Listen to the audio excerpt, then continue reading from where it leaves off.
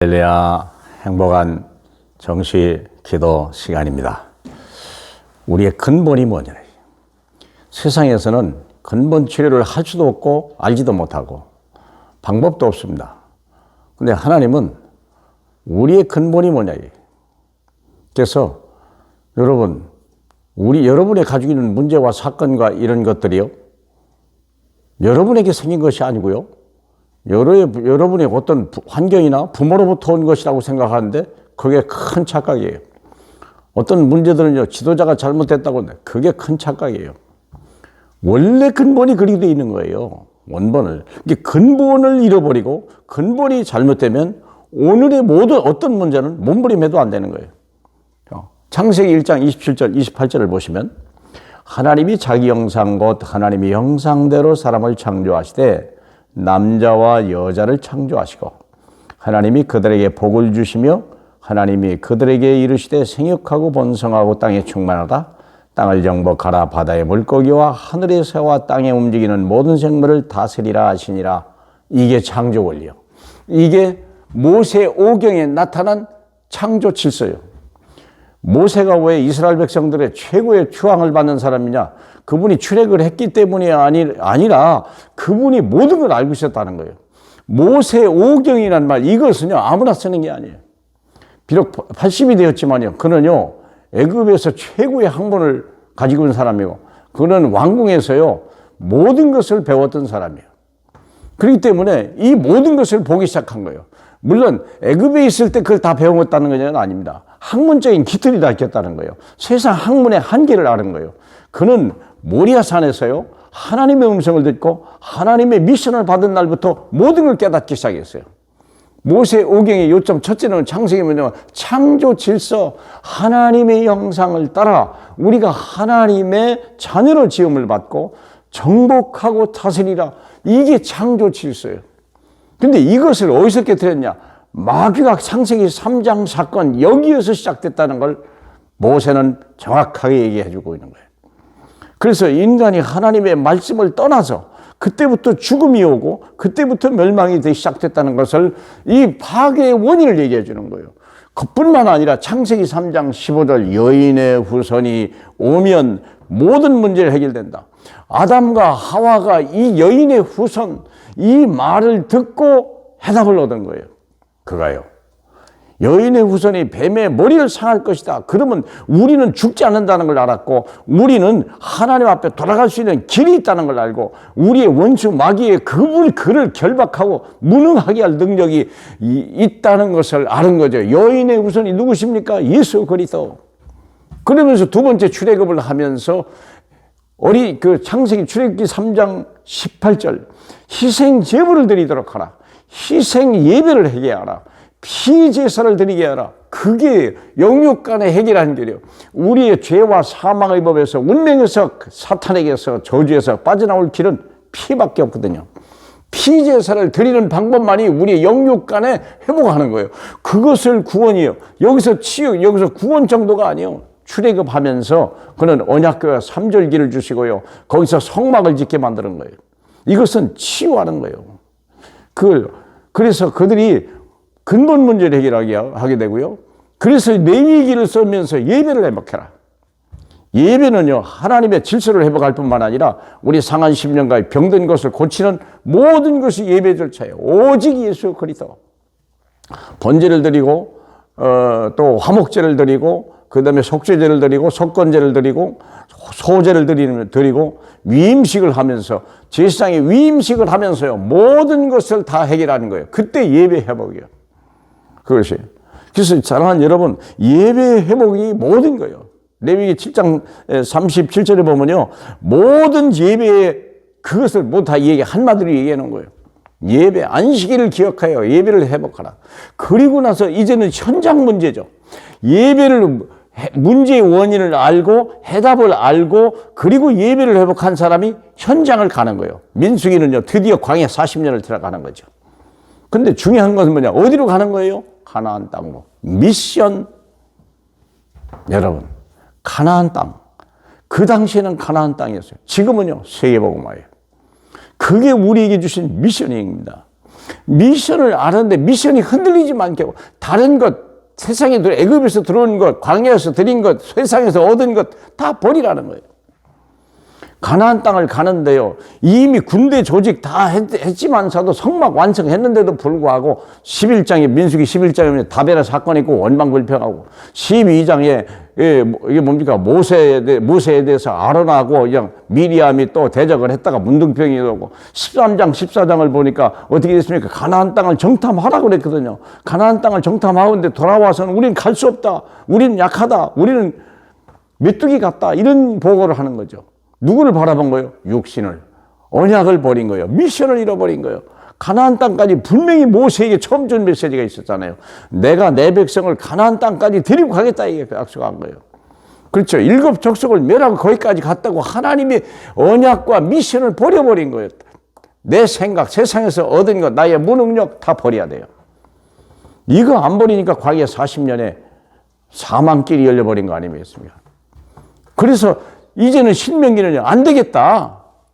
새로운 광야에서 태어난 60만 명을 다시 출애굽한 60만 명이 다 죽을 때까지 장례식 하면서 후대를 살린 것이 신명기예요. 신명기에서 복음이 뭔지 깨닫고요. 전도와 선교가 뭔지를 깨닫게 하는 거예요. 이들에게 신명기 6장 우리 4절로 9절 여호와 하나님을 생명을 다하고 목숨을 다하고 힘을 다해 사랑해라 그러잖아요. 그리고 나서 이들에게요, 하나님의 신명기 11장 같은 데 보면요. 11장 26절 같으면 내가 생명과 저주를 너희 앞에 주니 선택하라는 거예요. 하나님의 언약의 말씀을 따라가고 미션을 따라갈 거냐, 하나님을 100% 믿을 거냐 말 거냐 결정하라 그랬어요. 신명기 28장에 보니까요, 하나님을 내가 믿고 청종하는 자에게는요, 들어가도 복을 받고 나가도 복을 받게 하고, 그러나 나를 버리고 내 말을 무시하는 자에게는요, 들어가도 저주를 받고 나가도 저주를 받는다고 얘기하는 거예요. 저주받으라 뜻이 아니죠. 말씀에 순종하라. 불신앙을 버리라. 주님의 뜻을 행하라. 이 땅에 하나님 나라가 임하라. 그게 하나님의 뜻입니다. 사랑하는 여러분, 그게 바로 복음과 전도 선교예요. 이건 짐이 아니에요. 기쁨이요, 소망이요, 축복입니다. 승리하시길 주님의 이름으로 축복합니다. 할렐루야. 영광을 받게 합당하신 우리 주님 감사합니다. 우리에게 모세의 오경을 통하여 다시 한번 우리 인생의 원인과 모든 과정과 미래의 약속을 알게 하신 주님, 조금 더 흔들리지 않는 아름다운 우리 인생이 될 수 있도록 축복해 주옵소서. 예수님 이름으로 기도합니다. 아멘.